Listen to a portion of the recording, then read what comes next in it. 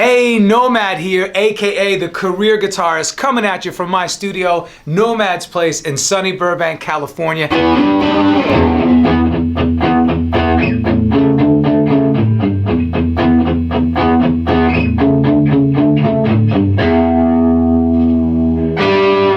have a special guest, my good friend and fellow career guitarist, Mr. Sean Hurwitz.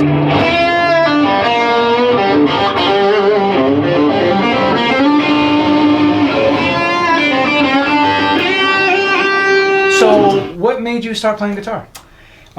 Both my parents were musicians, and they had some guitars around. When I was 13, I just picked one up. My dad taught me a few chords, and rest is history. Bam.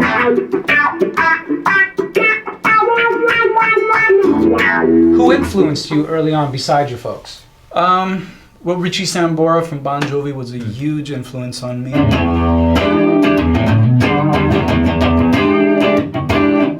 Let's dive right in and find out all the juicy details that those pedals of yours are going to divulge. Cool, let's do it.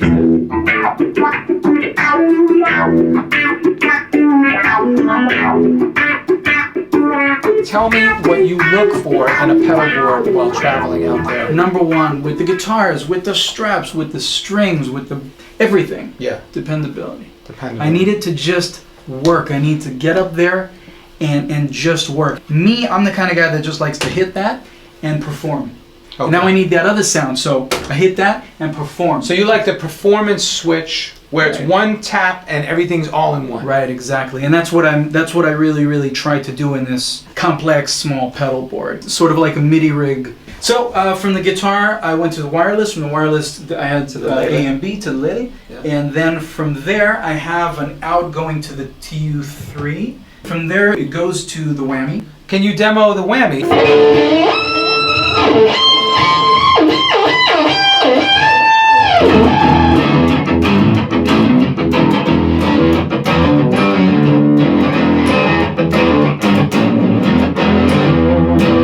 Then I don't remember which one it's called. It's the automatic one, the Dunlop automatic. You remember which one that is? Which model it is? I'm not But it's the sure. one basically where I would just be like, so perfect, because I use a lot. So you don't have to click it. No, don't When have you to click step it. on it, it automatically engages. And goes off. And you can decide how quickly you want it to go off or on. But for me, it's just. As you know, sometimes these suckers can get a little noisy. If you get on a stage, you're doing a festival out in somewhere, and their electricity is not that clean. They're bringing the power in Right, from generators. So Could you be can't- good, could be bad. You just don't know what the budget is. Sometimes you may hear radio. Sometimes you'll only hear it when you actually play it. Right now, okay, that's great, but it's causing me an issue.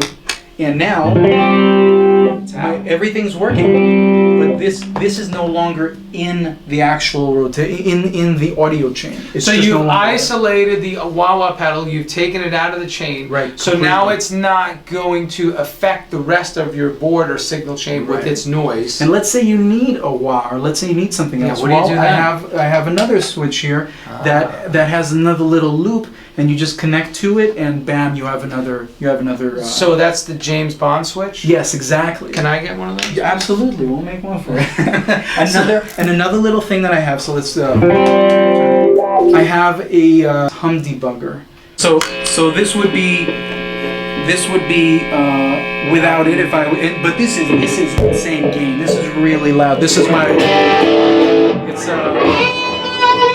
It's a lot of gain right now. So I kind of expect it to be dirty. I kind of expect it to be dirty. But Noisy, if yeah. I wanted it to be less noisy, boom. So you got your Lele, you got your whammy, the tuner side chained, you got your wah. So after the wah, it goes into a little. I've got an RJM unit right under here, right under the GT3, with 5 loops. Out of the RJM, it goes into the GT100, and it comes out stereo, and goes to 2 amplifiers. I can totally do a mono, no problem there. Just take it out left and we're good to go. I personally am a fan of a little compression when I play clean. Right. So usually for my presets, I would have a little compression for my clean presets. I can hear that.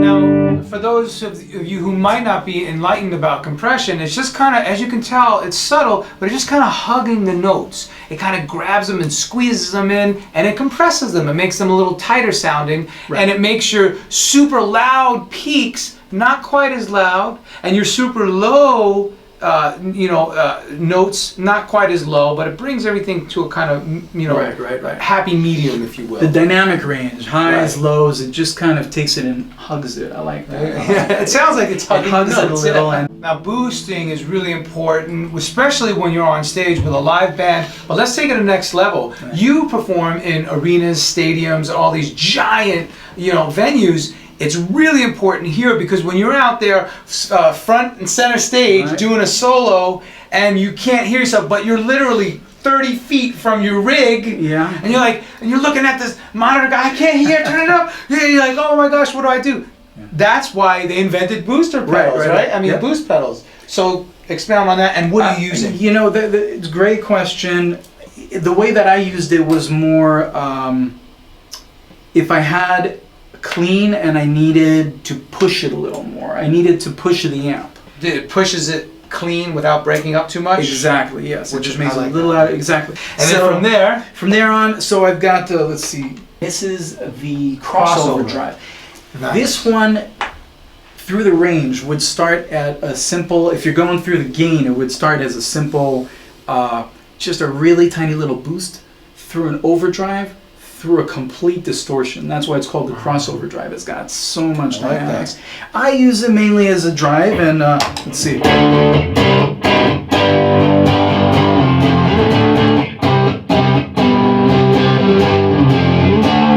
If you don't mind me asking, how does it react to the bridge? Sure, that's good. Especially on this track.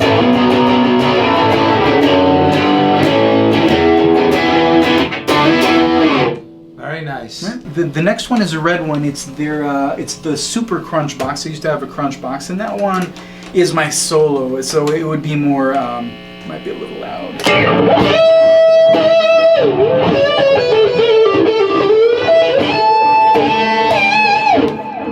Nice. You just demonstrated something really, really important here, where you're using several different drive and gain distortion sounds. Right. Talk about that. I understand why, but let's expound on that. For me, it's really representing what was on the record, and I guarantee you that on the record they had a lot of different dynamic ranges in the song. Overdubs. Yes. Right? Yeah. Let me dial in a different sound. I'll use this now. Yeah, exactly, exactly. And I, again, don't like to have just one sound. I like to be able to use what is needed for the job. So maybe there's one job where I'll literally just use this chorus.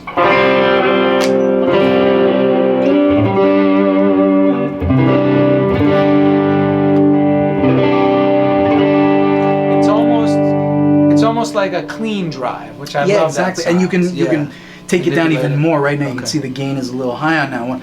And sometimes I'll need something heavier. What I built this for is to handle a bunch of different gigs, a bunch of different tones, whatever I need it to be. Reliably. Yes. I love that. Exactly. Last but not least, our modulation and delays and verbs and all that. I use the GT100. What this does for me, it lets me control the RJM via MIDI. MIDI comes out from here, goes out underneath and gets to the RJM.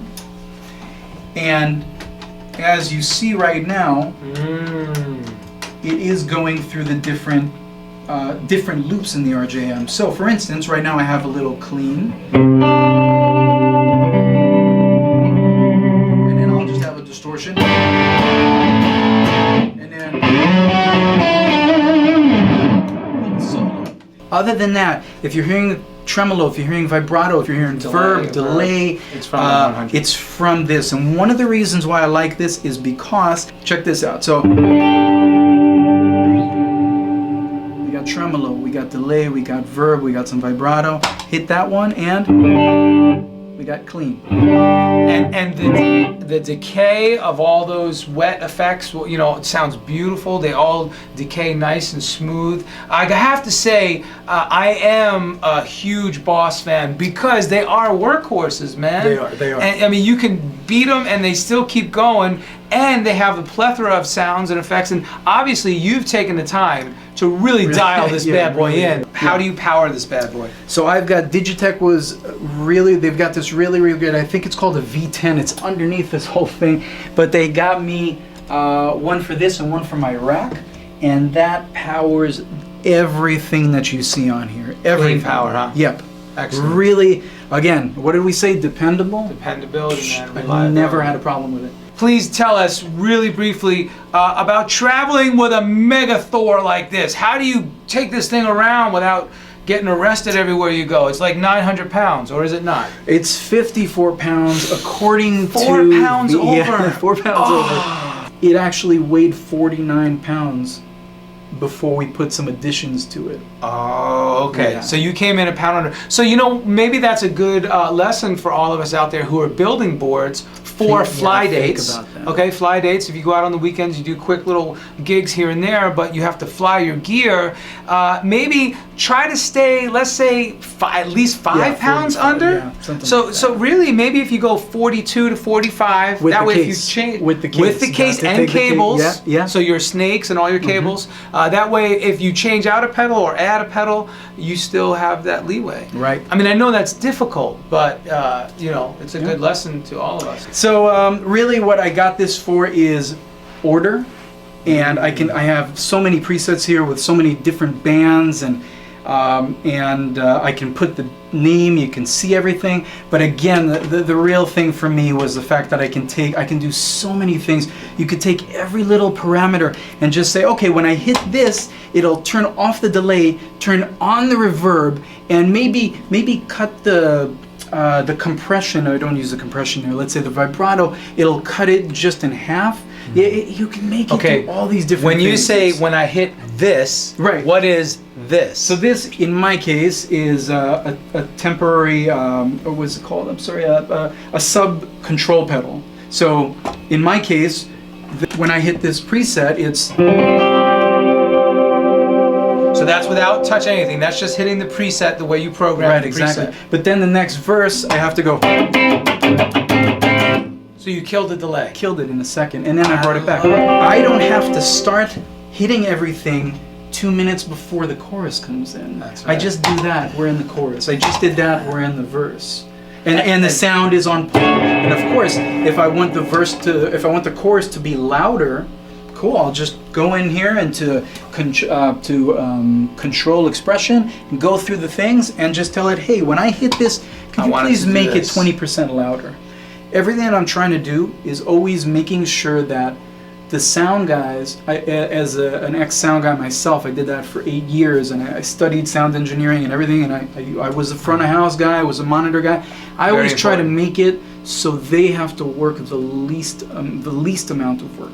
You know, whatever, I'll always go to them and say, hey, do you need a little more of this, a little more of that? And I'll say, yeah, maybe you could throw a little more verb on that, no problem, let's make it happen. You made a lot of audio friends out there. Yes, absolutely.